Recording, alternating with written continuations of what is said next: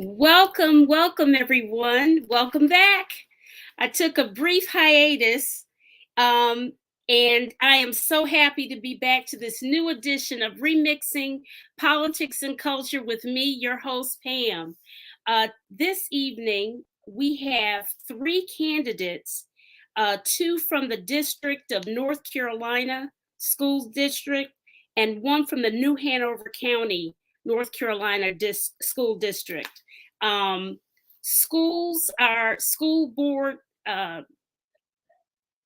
board candidates are showing up everywhere these days because there's an agenda set forth for them to ban books, talk about critical race theory and other nonsensical things instead of really getting to the forefront of what is important, our children and their education. There are literally 14 candidates running for the school board in the city of Durham. 5 of these candidates are from the GOP. And if you know anything about Durham, Durham is as blue as you can get. I couldn't live here if it weren't blue. So that tells you something. There are 10 candidates running for the school board in New Hanover County. And for those of you who are unfamiliar with North Carolina, New Hanover County is that beautiful coastline of Wilmington, North Carolina, with the beautiful beaches and all those wonderful things that you enjoy. They have 5 Democrats and 5 Republicans running for that office. So without further ado, I see that all of my candidates are here. I want to introduce my guests and bring them up. Let's see. So the first guest I'm bringing up is Micah Jeter. Let's see, Micah, if I can make you larger here. Okay. Hold on. Okay. There you go. Micah Jeter is a candidate running for District 4 in Durham.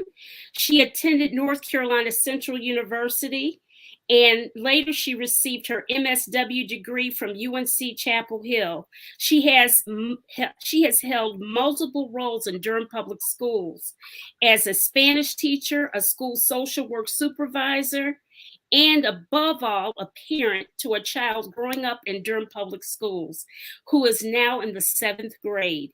She wants to put her 20 plus years of real work experience for working for families in Durham to the task.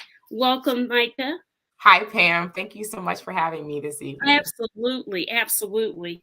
Our next guest I'm going to bring up is Frederick Xavier Raven III. And he is an incumbent on the school board race here in Durham, representing District B.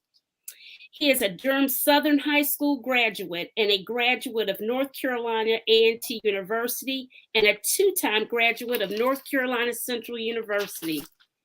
He has excellent fiscal management skills along with IT management. He is super involved. He has so many involvements in community organizations. It would take us all day to read them.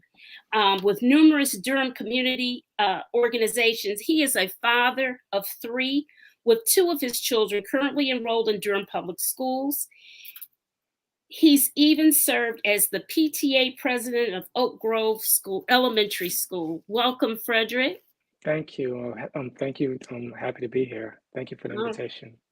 Absolutely. And last but certainly not least is Dorian Cromartie.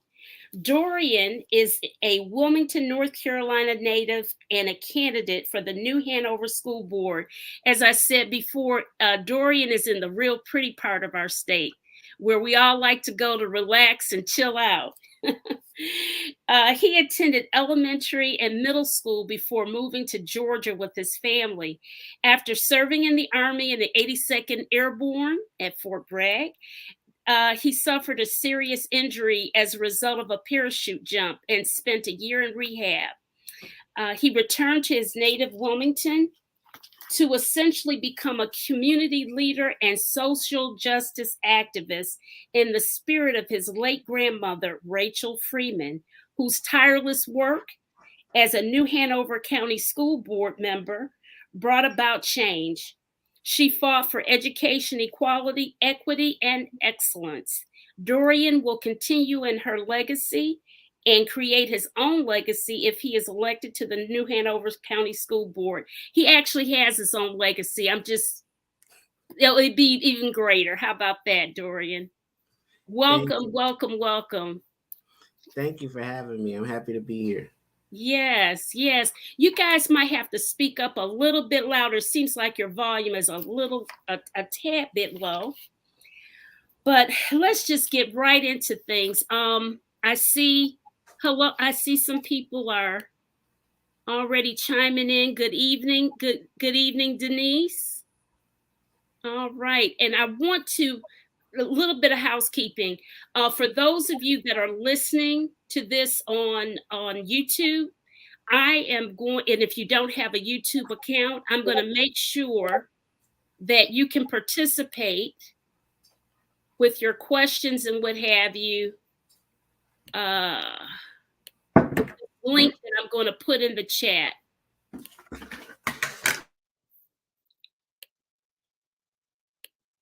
Okay. So please participate. You'll see it. It's coming up. There it is. All right.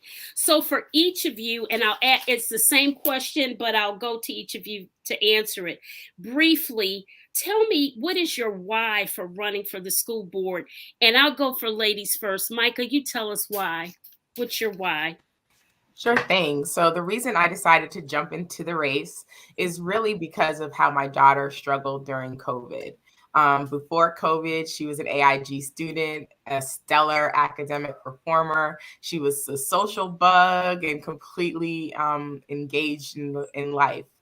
The 18 months of isolation for her as an only child was really hard. She ended up suffering some significant bouts of depression and has since really had some anxiety issues after returning to the classroom. As a mom, watching your child suffer through something that no one understood had me feeling quite hopeless. And I started to think about the children and the families who don't have a clinical perspective and understanding, who don't know what to call the symptoms of depression and anxiety. And I started to think about how teachers are absolutely caught off guard with their current classrooms, right? And the kids that are showing up at a chronological age, but delayed in terms of maturity and their development, and how all of that is going to intersect with trying to learn and get back on track. So I feel like our current school board have a lot of dynamic people, but no one has a clinical lens, and no one understands how generational and family dynamics intersect with education, and have a trauma-informed lens that I've cultivated over the years of working in child welfare. So I want to be a part of the solution. I've also, like you mentioned, been an educator and in the school system, so I know full well how all of these things can be leveraged for success, and want to be a part of the team to make it happen. Okay. So Dorian, I'm going to go to you next. What is your why? Well, my why started right after I got out of the military in October of 2017. I volunteered at a school here in New Hanover County named after my grandmother. And I seen that there were a lot of issues there that that shouldn't be there, especially for a school that's predominantly people of color. And then I branched out to other schools in the county over the years and got involved with different organizations here in our county, and it was the same thing over and over again. And so I started a nonprofit here. I started working with different organizations, and basically my whole goal was to get any available resources to people in my county that needed them. And what I ended up seeing is that there is a big communication issue here in our county, and so I wanted to get involved to make a difference on a bigger scale than what I was doing just at one school. I wanted to make it happen at all the schools. And another reason being, our school board has not had a person of color on it in decades. I noticed that, Dorian. I was doing some research, and you've got 3 ladies named Stephanie. But you don't have any Black or brown people. And I looked real hard to see if maybe somebody might be Hispanic or whatever, but nope. Nope. I don't think so. No. And it's been that way for quite some time. And since it's been that way, a lot of the time, our issues, people of color, Black, Hispanic, Asian, our issues get overlooked. And candidates come out and they say they want to work on our issues and things like that, but most of the time they just want our vote. So what I wanted to do is make sure that I was a community member involved with everybody. So I wouldn't just be saying, hey, look, I want your vote. I want people to know that I will work for them effectively, no matter what their demographic is. I'm here for everybody. I'm here for the zip code, so to speak. I want to cross all zip codes. So Right. that's why. Right. Very good. Very good. And Frederick is actually our only incumbent. But Frederick, when you got into on the school board, that was in 2020, and hey, we were in lockdown, right? Right. So tell us right. your why, because you've been in a very sticky situation. So mine kind of dates back to when my oldest son first started school. Really, there were some additional resources that he was receiving from the school at that time. So he was actually utilizing Durham Public Schools as early as 3 years old, working with our Exceptional Children's Program. And that got me engaged from that aspect. And then I joined the PTA. Like every parent, if you kind of see something that's working, you try to figure out how can you help in. And then it was kind of like a domino effect. One thing led after another. And the one thing that I realized is that a lot of times when you're involved, you kind of see a lot of the same people that are also involved. And it's just a question of who's going to carry this load on this committee or this organization. And it was just kind of like I said, it was that domino effect. It was one thing after the other.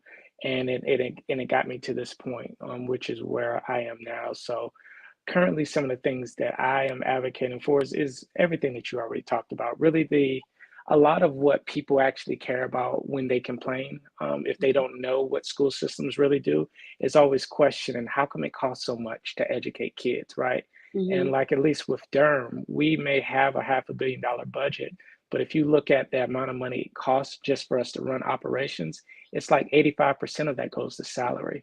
So it's really like a small amount that we have at our discretion. And so that's kind of one of the things that I dived into, budgets and how we're utilizing technology to be able to advance, how we're able to educate our students. Well, I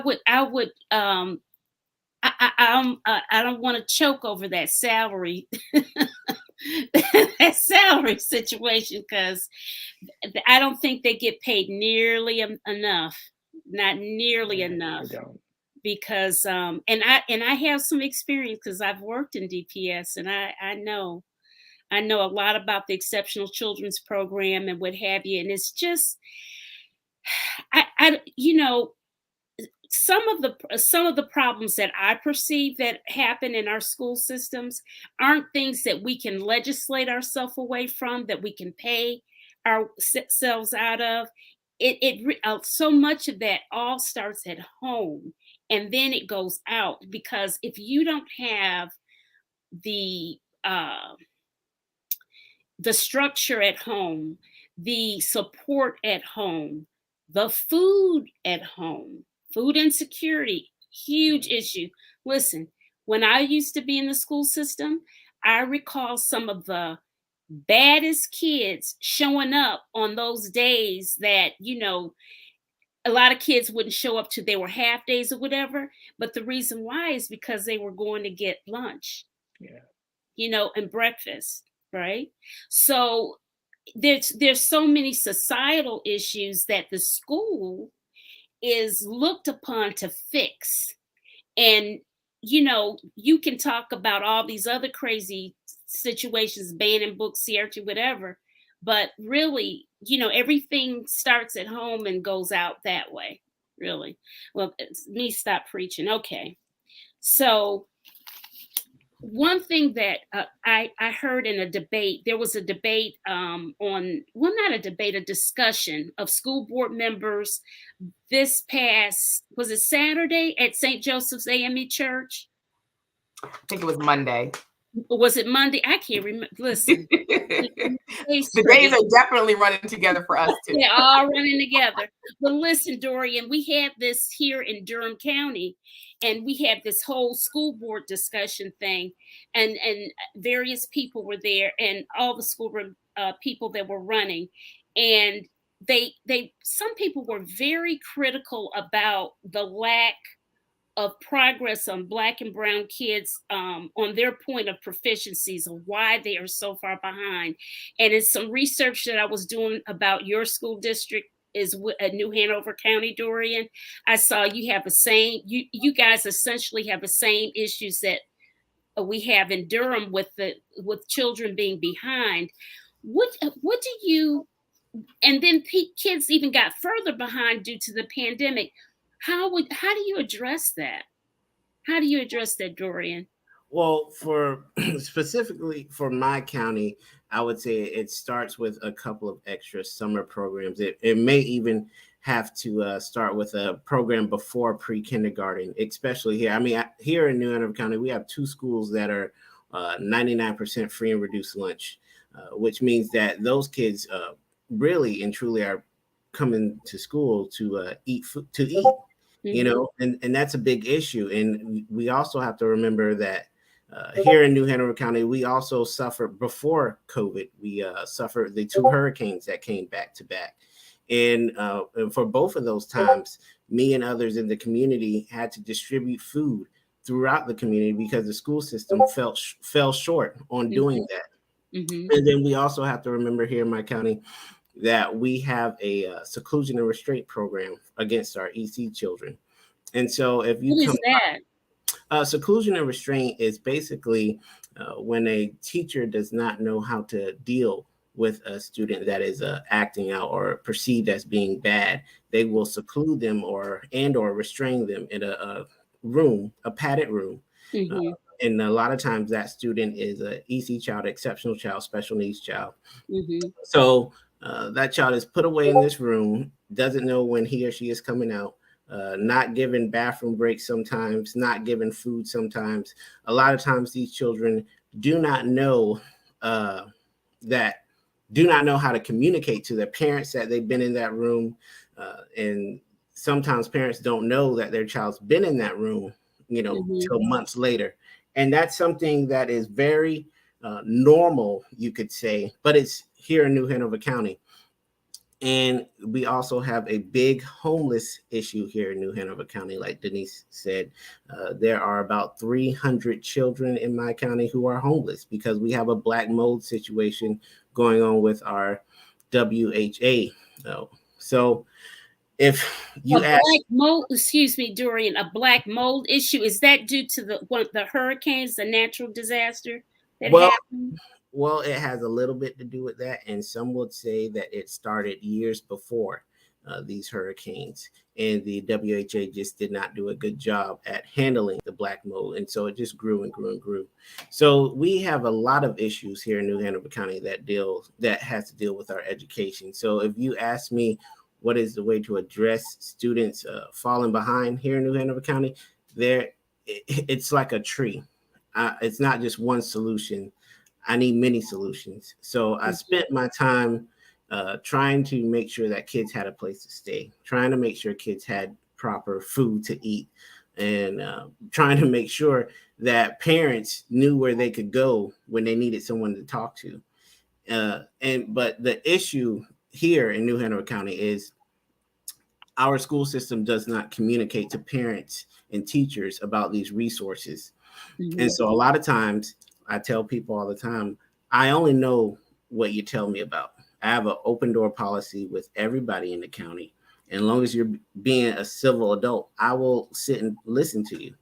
And the reason being is there's a huge communication issue here in New Hanover County. A lot of resources that even came out recently. The state our county commissioners put out and said that there are a lot of federal funds that are going underused here in our county that could be used for our students and staff.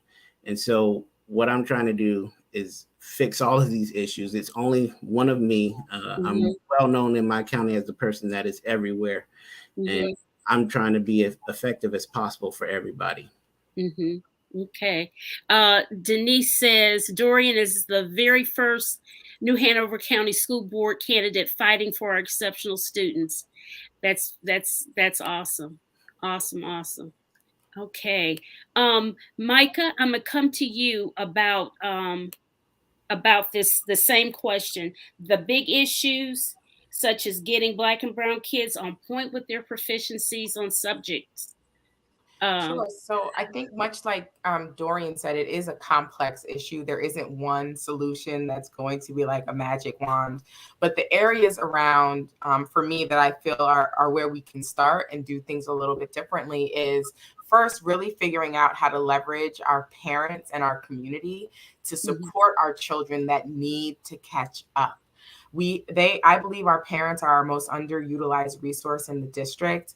And if we decided to figure out how to allow parents to be a part of the solution in reaching out to children, what I know for sure is that a lot of the academic performance and behavioral issues that we have stem from students not feeling seen, heard, or valued. And so you don't need a teaching degree to make a connection with the child for them to start to feel safe enough to learn.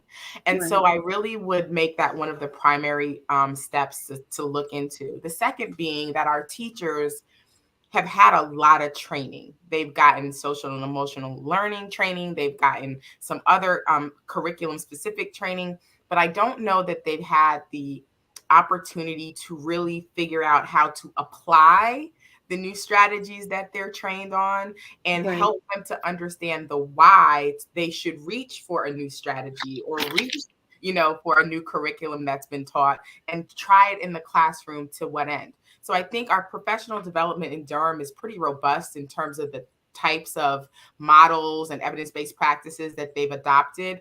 My concern is more around the application and how teachers are bringing those things to life in the classroom, and how are we making sure they're doing it with fidelity and in a way that helps them feel that they are being productive and effective. So those are the two places I would start off the top. I think that in addition to some other things that we could really start to differently. Okay. Whew. All right, Frederick, what do you think? What do you think about these proficiencies? Because you've got two little ones and your daughter is adorable. It'll be a while before she's in school. So, I'll just kind of follow up on some of these points that have already been mentioned because they kind of hit home. I think, and Dorian, if I'm not mistaken, that was the Wilmington Housing Authority. Was that? Yes. Okay. Yes. Okay. Yes, I figured that's what it was. So you kind of see how a lot of times all the points that we kind of end up mentioning, they have a socioeconomic factor, right? It's extremely difficult for kids to be able to learn if they're hungry. One of the things that Durham did even before my time on the board was making sure that all students had access to free breakfast in the morning. So that was a huge change. We also have our own population. We've actually even adjusted how we verbalize it within our policy because we try to be student centered. So we have the verbiage that essentially says students that are transient, essentially stating students that are currently without a home. They're in between homes, and I saw that in one of the comments that were talking about transient students. That's difficult. I mean, when you're moving from place to place and being able to ensure that you're still at the same school, that's a challenge within itself. When we're looking at our students that have IEP or 504 plans, which is what Dorian alluded to when he was mentioning our EC community, in Durham, we have about in between 1 to 7 or 1 in 8 students within our district. And we have a district of a little bit over 31,000. So that's in between, around 4,500 students that account for whether they have autism, Down syndrome, ADHD. There's a lot of challenges in that area, and our population is growing.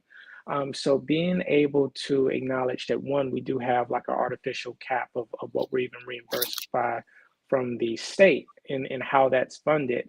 we have a lot of challenges. And what we find is when you're looking at these academic gaps, it's not equitable across all demographics. Our Black and Brown students that make up 3/4 of the school system are really the ones that are impacted.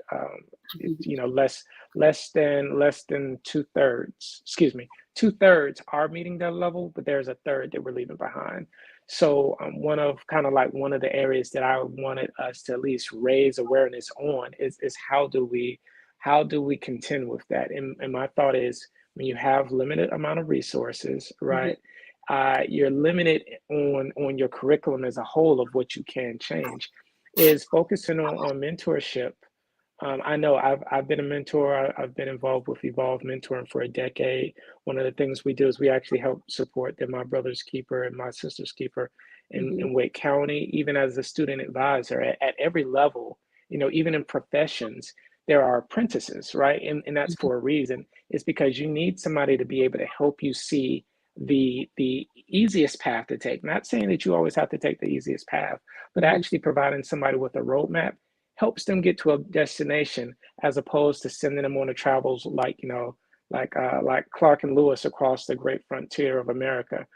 You want to be able to give our kids a pathway to success, and mentorship is one of the ways that we can do that, to actually encourage and spur that desire to reach whatever their goal is that they're trying to reach.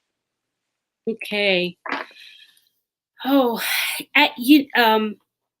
Dorian, when I was doing some research on New Hanover schools, it was fascinating to me because the history. And I noticed there was a gentleman back in the early to somewhat mid 2000s, I think, that made a comment about redistricting. And initially, there was somebody that she had as a superintendent that said it was a moral obligation that everyone be lifted up and be educated and have access to the best that everybody else has, no matter what your zip code was. But then came these people in the suburbs that came to say, no, we want neighborhood schools. And one of your elementary schools that was predominantly white, it looked like people must have fled on jets out of that school, the way the stats were. And so I'm bringing up this whole question about redistricting because I see that in 2023-24 school year, Durham will be doing a redistricting effort, of which they're doing this PR campaign where they said that they have communicated all across the district and what have you, which is what they should do to get the best results. And then when I looked at New Hanover County's commentary, and especially when you were recently, was it last week or whatever, you were in a big debate, not debate, but you guys all the candidates were discussing issues. And they said, if redistricting comes up again. And so really and truly, I know in New Hanover County, from what I saw, there is no way that you're going to get any sense of equality or whatever without some type of reshuffling of the deck of these children. So tell me what you're thinking about that. Well, here in New Hanover County, we have a history of keeping our schools segregated. It's been that way for quite some time. And it's done like that on purpose. Right now, they are currently redistricting, but on a different level. They're taking our special needs children out of one school and putting them at two separate schools. And these two separate schools these students are going to are already understaffed and already are overpopulated. And they're both year-round schools. And what that will do to these schools will continue to keep pressure on the staff to produce growth from these students, but the school's already understaffed. and overpopulated. They're not getting any additional classrooms at all. And they did that in an open session meeting. Hold on, let me stop you there. So are you saying to me that it's a special school for disabled or differently abled kids? No, or ma'am. are they incorporated with the other regular ed students in these two schools? No, ma'am. The schools that they're going to are they're 3 elementary schools. The one school is going to redistrict 70 students who are Black and brown, mostly Black and brown, and they're differently able, and they're going to put them at 2 other schools who are already predominantly Black and brown, who are already overpopulated, and who are already understaffed. And those schools are not equipped to be schools just for differently able students. They're doing this on purpose because it would look better grade-wise for the school if you have 2 badly rated schools compared to 3. But that right there is just something New Hanover County has a history of doing. But yes, you can redistrict the schools and make it efficient. You can, here in New Hanover County, you can have a plan where every child will be on the bus no more than 15 minutes. We've done it in the past here in New Hanover County. It's just that now that our neighborhoods are so segregated, they prefer that we have neighborhood schools. But if you look at the data shows that when the schools are properly integrated with the socioeconomics, that everyone succeeds. I honestly believe here in New Hanover County, if every school had the tools to be successful, then no one would be so against redistricting the schools. The problem is a lot of our schools have a lot of inequities. So of course, people are against redistricting the schools. I understand that. It makes sense to me. But we have to give our students and our staff the tools they need to be successful, so everyone can be successful here in New Hanover County. Okay. Micah, what do you think about Durham's redistricting plan? I just saw the PR piece for it, and they said that they were going to be regionally focused and they won't be on such long bus rides and make it more equitable for our magnet schools, et cetera, et cetera. I don't know how you can do all of those rabbit tricks. I don't know. Is it, and not to interrupt, but Mark, is it okay if I can kind of shed a little bit of insight on because they have briefed me a little bit more, and I can kind of give it, and she can easily critique it. Absolutely. So it's growing together. I have my little pen right here that's better together for a lapel pin. So they're giving this out. So what we're looking at here within Durham is, for so many years, we have had a lot of, previously in our, we'll call it the old Durham in the past, we had a lot of our inner city areas in which we needed to pump additional resources in to make sure we were looking at things in an equitable manner, right? So we had our walk zone schools. What's happened is gentrification has also impacted Durham, right? So the needs that once existed are no longer the way they are, but you can't just take resources from a school now just because the student population has changed. Like the optics to that just don't look right. So if you're going to do something, it has to be rolled out holistically. So what has been the premise of, and Durham is one of these unique areas in which transportation wise, whatever magnet program you're in, you can get a bus to whatever school you want to go to. If you live in Northern Durham, which is almost right there by Roxborough, you can get a ride to your school in Jordan that goes, close to Chatham County, right? And even though that's 30 minutes apart. So what we're looking at is first starting with the elementary schools and having 5 regions. In those regions, maybe you have in between 5 to 8 schools within that area. But this way, each of these regions, whether it's north, east, south, central, there's one other one, but what you can actually do is you can ensure that each of them now have a year-round school. So like for me and my kids, we don't have a year-round school around here. The closest one is Holt Elementary School, which is in Northern Durham. But in order to access that, you have to already have a priority based upon the neighborhood that you live in. If you don't live within that, then you can only get it in through a lottery, but that rarely happens. Right. So each region now has access to at least one year-round school. Then there will be in between three, maybe four, but I believe right now it's going to be just 4 Montessori schools that are also going to be placed around in these regions. So we're really looking at taking the resources that we already have, distributing them in an equitable manner, making sure that the arts programs and STEM programs are also able to be added into a lot of these schools. And we're just trying to do a better job of reallocating all the resources that are already here. But we have to do this rollout because a lot of parents, like even when I talked to my wife about it, she was like, year-round school. She was like, yeah, I don't know about that. I know. And that was me too. But I was like, you know what?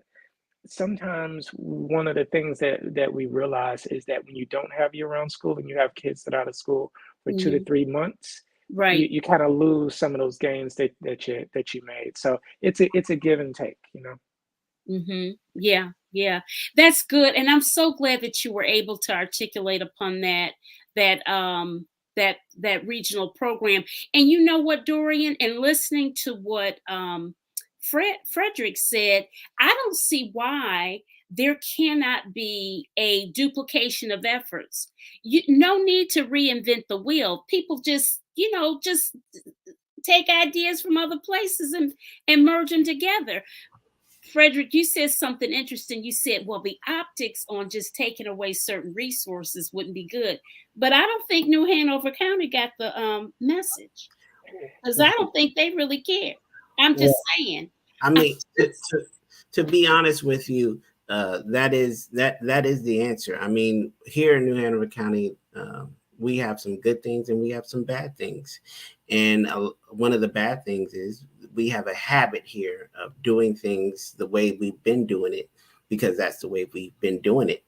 And I've learned from my friends that grew up here, that stayed here, and from my friends that moved away and come back, that we have two different mindsets of thinking, especially when I have seen firsthand a lot of Black success growing up and seeing it right here in front of my face, and then coming back to a county where it's not like that at all, where you don't see it every day.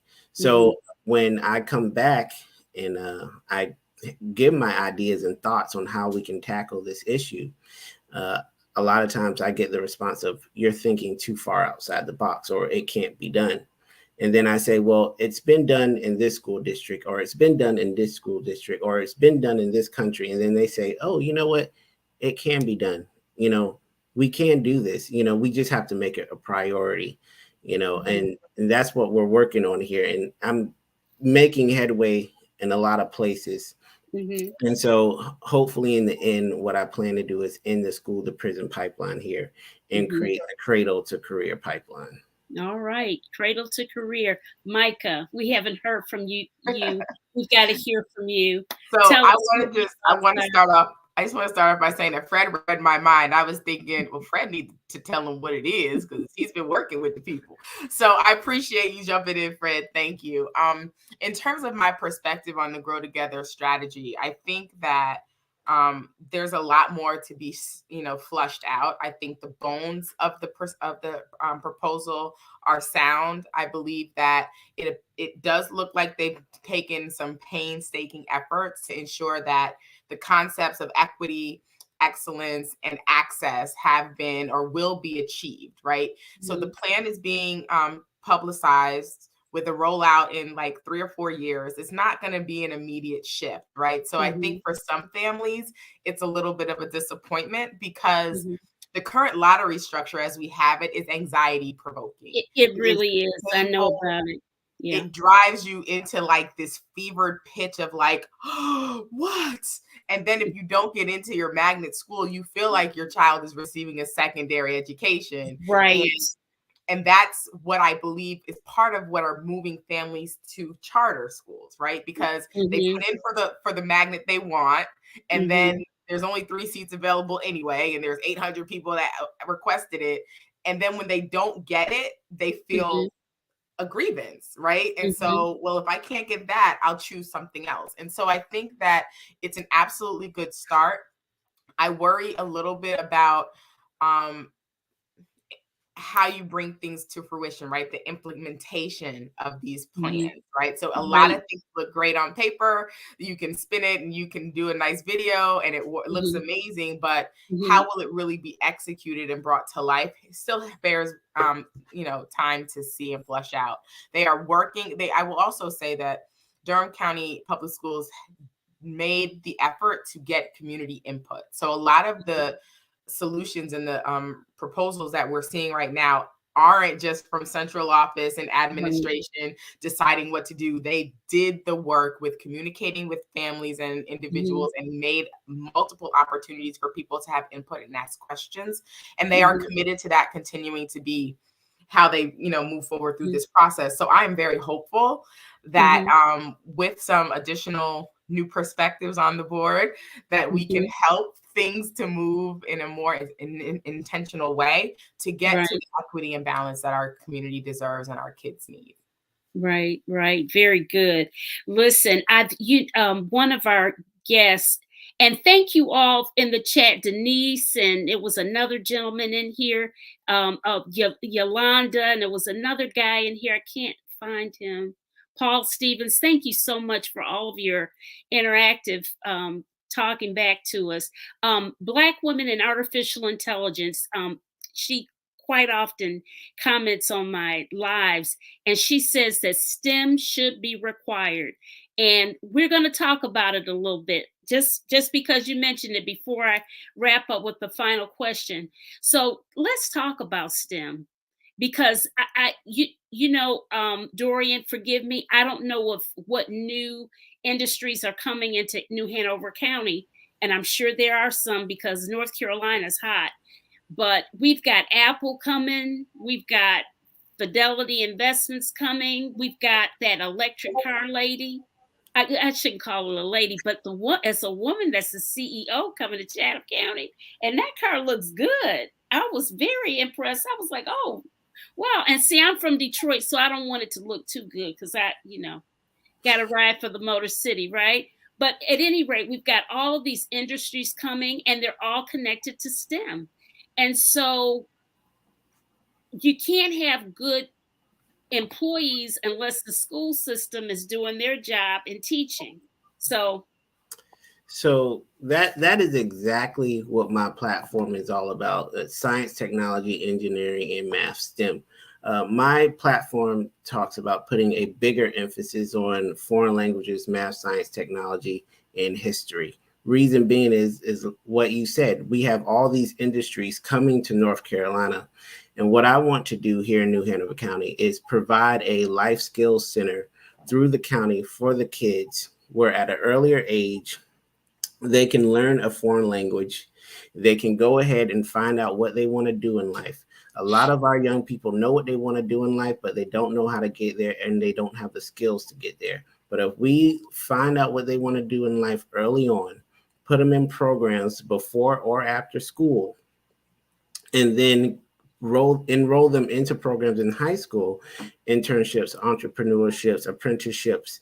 When they walk across that high school graduation stage with their high school diploma, they can also walk across the stage with some skills, with possibly some college credits, possibly only do maybe a year, maybe 2 years at a trade school or a 4-year college, and go ahead and walk into their career and be successful, instead of pondering around during high school, trying to figure out what they want to do, trying to figure out how to get there and be successful. And something that I want my school system to do is also ask these companies that are coming to our area, hey, look, you're going to end up hiring their moms and dads. You're going to end up hiring these students.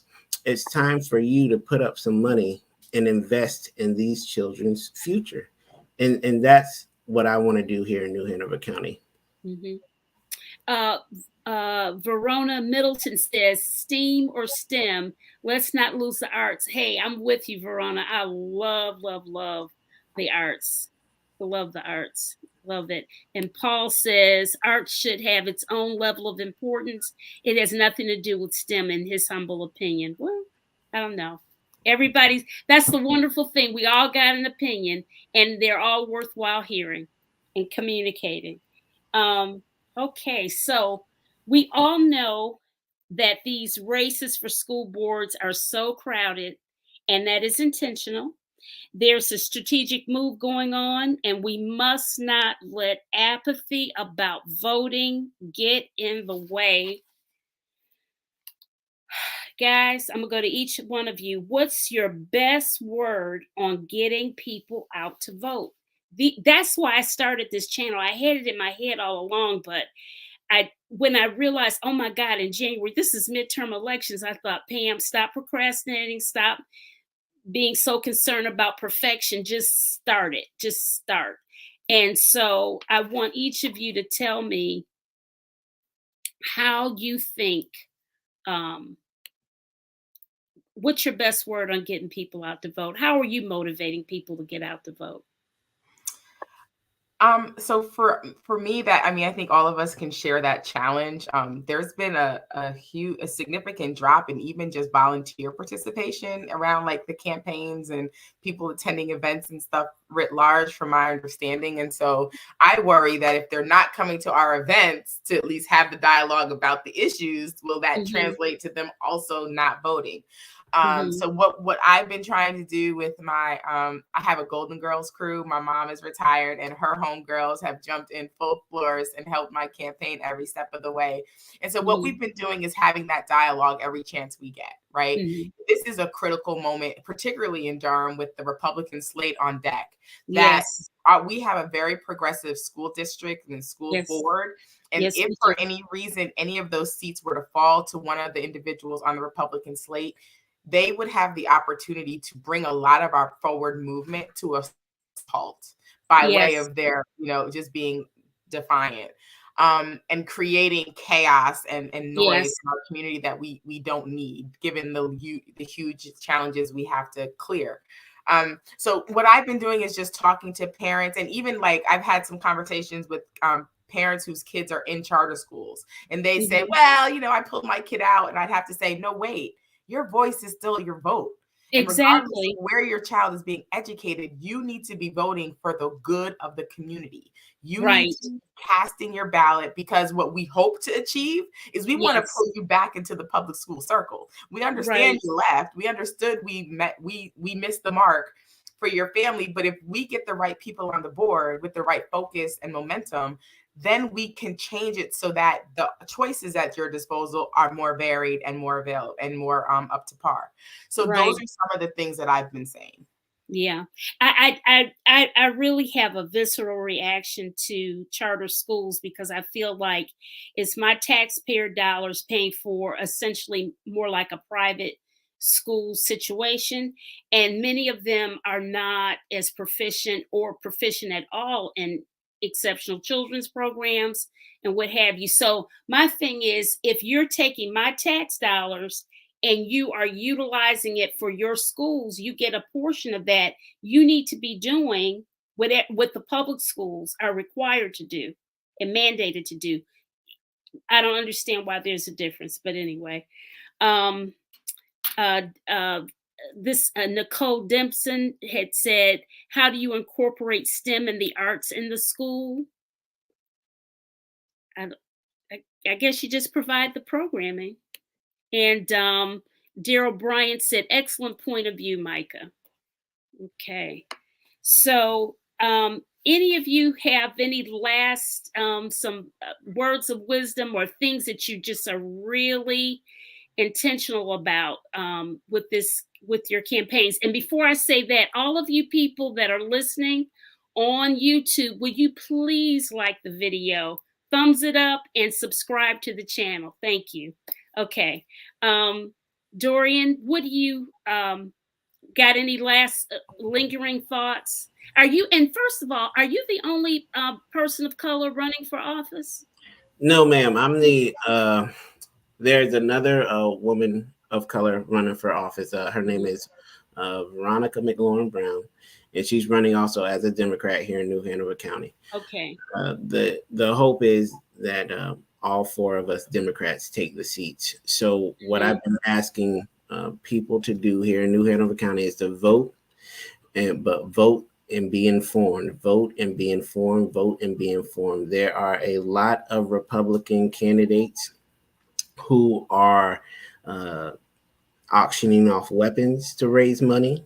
What? Who are trying to end our EDI committee, who are EDI stands for what? Tell us what it stands equity, for. diversity, and inclusion, who are trying to end social emotional learning in our schools. Those are the type of people who are running on the other side. So I've been telling people to vote and be informed. There are people who are running who have connections to the Proud Boys organization. There are people who are running that have connections to the 3 percenters. Vote and be informed. Vote and be informed. Vote and be informed. Because if we lose these seats in New Hanover County, we may go back another 20 years. Oh, that was a mic drop moment. Frederick, what say you? I just start by saying that when people, regardless of the rhetoric that you use when you're talking to your friends, when you go into that booth to vote, you hopefully that you vote your conscience, right? Hopefully you vote for what you know is right and what you know is just, because ultimately what we're doing is when you're voting for school board, you're voting for legacy. That legacy doesn't have to necessarily be your own blood, but the community that you're representing, you're growing that next generation. So you are involved in establishing that legacy. And I often tell people, it's something that I heard years ago, that people get the government that they deserve as opposed to the government that they want, right? Wow. If you fail to act and if you fail to get out, you get exactly what you deserve. You don't get what you want by just sitting on your hands. So you do have to be active in that process. And I'll just kind of speak on kind of one of the questions is, what's the biggest misconception about the school board that I saw? Mm-hmm. I'd say the biggest misconception is that the school board actually runs the schools. It's not really that way. If we're talking in a corporate world, you have a president who actually runs the day-to-day operations of a company, right? And that board is who actually selects that president, which is our superintendent, right? So we set the policy, we set the vision for where we want to go as a district, and we are the advocates because we hear from the community. So the community are the stakeholders that really, and the shareholders who have some feedback. They have some things that they want. They want to see their money get invested in this way because they believe that if we're looking at our strategic plan, that this is how we achieve those metrics that we're looking to achieve. And the last thing that I'll say is that I am a firm believer in the STEM/STEAM that we heard before. Mm-hmm. My background is in information technology, but I was in band, most of my schoolhood years. Mm-hmm. And there's something about being able to use kind of both sides of your brain, that you're able to gain systems and processes. That's what STEM is about. But the ability to ad lib, the ability to imagine and to dream and to improvise, that's what the arts are about. So when you're talking about raising well-balanced students, if you can figure out a way to mesh both of those, then that is who you really want taking over the workforce when it's their time. Right. Micah? Yeah, so Fred hit the nail on the head as it relates to the question around arts and why it's important. Some of our students are creatives, right? They are going to thrive and grow in the creative spaces. And so if we have a district where the arts are eliminated or minimized, then we are really doing a disservice to the population as a whole, because our kids learn from each other, right? Yes. They grow together. They are in synergy like that. And so if some students need the creative space in order to thrive, and the others that can thrive in science and math have that space too, we have a balanced community in which all and everyone is represented. What I want to say about the concept around last comments is that for my race in particular, I'm running against an incumbent. And I think given the critical urgency of now, right?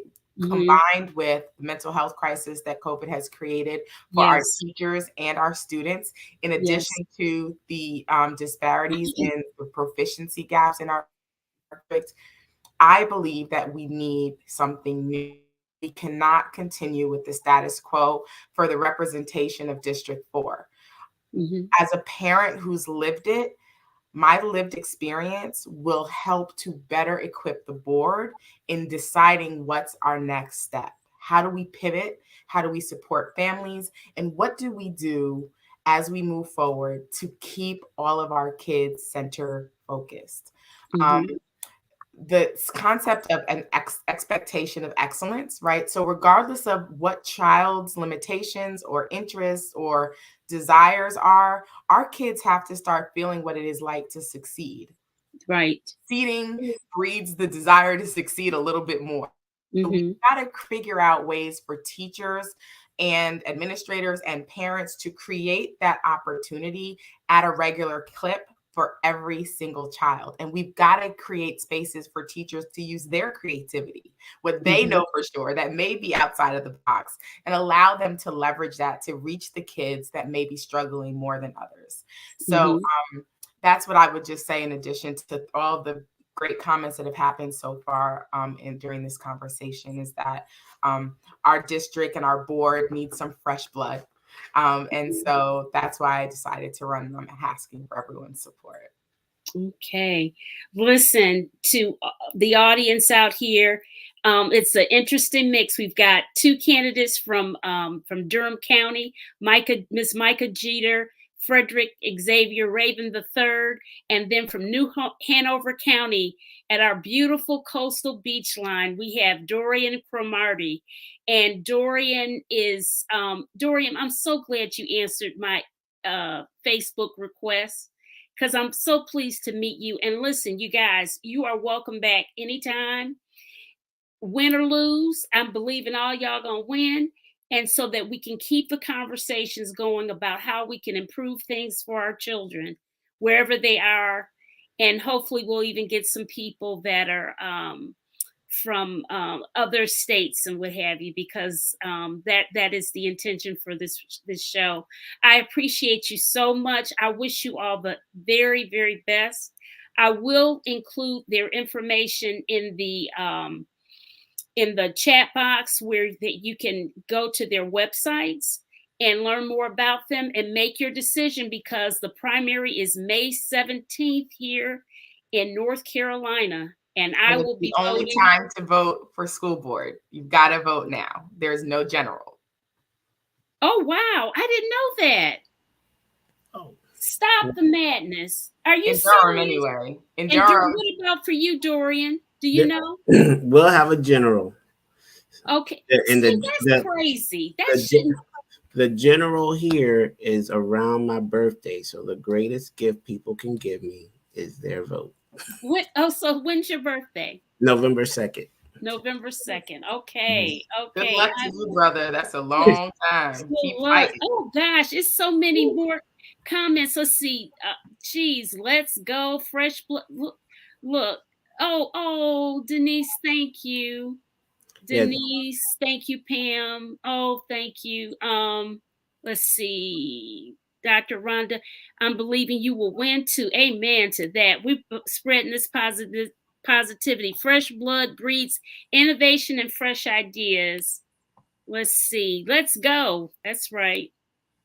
Thank you, Dorian, Micah, and Frederick. Thank you. Let's see what else here. Okay, I think I got everybody. Okay, so we're going to send you guys off, and I'm so thankful for all of you. I really, really am. Thank you for participating in this important conversation. Godspeed and good luck to all of you. All right, good night, everyone. Good night. Good night.